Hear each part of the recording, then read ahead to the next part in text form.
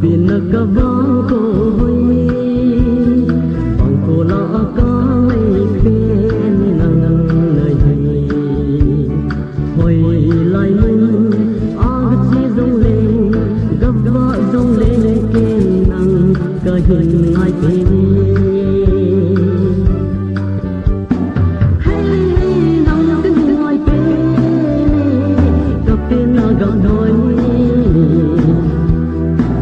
Don chim chơi cối nêu xinh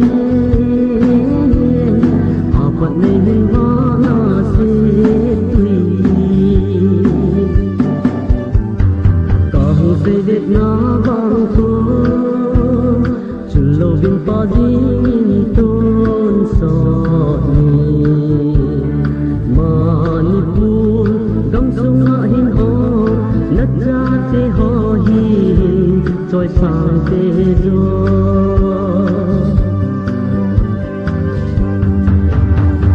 hey nắng bên ngoài bên các bên gầm đôi cả tôn chim chơi vui nêu xinh phật nên vã na xinh tùy